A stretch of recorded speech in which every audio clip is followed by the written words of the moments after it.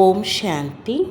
இன்று அறிவோமா ஆன்மீகம் பகுதியில் நேர்மறை சிந்தனை செய்வதற்கான விதியும் அதை அதிகப்படுத்துவதற்கான வழிகளும் என்கிற தலைப்பை பற்றி பார்க்கலாம்.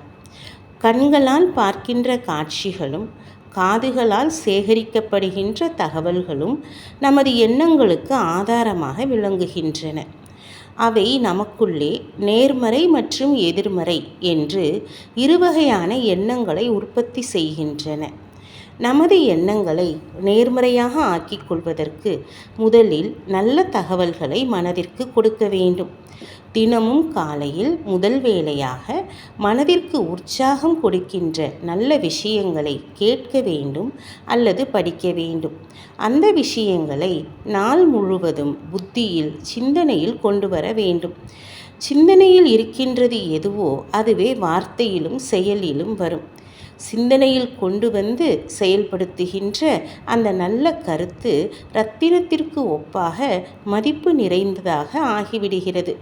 அந்த நல்ல விஷயங்களை சிந்தனையில் கொண்டு வருவதோடு மட்டுமல்லாமல் செயலிலும் கொண்டு வரும்போது நமது வாழ்க்கையில் சுகம், ஆனந்தம், சக்தி, அமைதி, பிரச்சனைகளற்ற மனநிலை முதலியவற்றை அனுபவம் செய்ய முடியும். தனக்காகவும் பிறருக்காகவும் நல்ல விஷயங்களை நாம் நினைவில் மட்டும் வைத்திருக்கிறோம் என்றால் சிந்தனையில் மட்டும் வைத்திருக்கிறோம் என்று அர்த்தமாகும். எப்படி நம்மிடம் அதிகமாக நகைகள் இருக்கின்றன, அவற்றை லாக்கரில் வைத்திருக்கிறோம். ஆனால் அவற்றை தேவைப்படும் நேரத்தில் விழா காலங்களில் அணிந்து கொள்ள முடியவில்லை என்றால் சந்தோஷம் ஏற்படாது. அவை பத்திரமாக இருக்கின்றன என்ற ஒரு ஆறுதல் மட்டுமே இருக்கும். அதுபோல காலையில் நாம் எடுத்துக்கொண்ட அந்த நல்ல விஷயத்தை புத்தியில் சிந்தனை செய்கிறோம், நினைவில் வைத்து கொள்கிறோம், பிறருக்கு அதை அறிவுரையாக வழங்குகிறோம். இவ்வாறு செய்யும் போது சிறிது நேரத்திற்கு மனம் மகிழ்ச்சி அடைகிறது. ஆனால் வாழ்க்கையில் ஒவ்வொரு செயலிலும் அவற்றை நாம் நடைமுறையில் கொண்டு வர வேண்டும். நாம் நடைமுறையில் கொண்டு வருகிற அந்த நேர்மறையான கருத்துக்கள் நமது வாழ்க்கைக்கு வெளிச்சமாகவும் சக்தியாகவும் ஆகுகின்றன. நேர்மறை சிந்தனைகளை செயலில் ஈடுபடுத்தி பலன்களை அனுபவம் செய்யும் போது நம்முடைய குஷி அதிகரிக்கின்றது. நல்ல விஷயங்களை கேட்கும் போதும் படிக்கும் போதும் சந்தோஷமாக இருக்கிறது.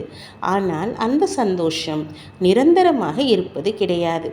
இதற்கான காரணம் அவற்றை பற்றி நாம் தொடர்ந்து சிந்தனை செய்வது கிடையாது. சிந்தனை செய்வது என்றால் அவற்றை மனப்பாடம் செய்வது அல்ல. ஆனால் ஒவ்வொரு கருத்திலும் உள்ள ரகசியம் என்ன, ஒவ்வொரு கருத்தையும் எந்த நேரத்தில் எப்படி செயல்படுத்துவது என்பதை பற்றி சிந்திக்க வேண்டும். இதுதான் நேர்மறை சிந்தனை செய்வதற்கான விதியாகும்.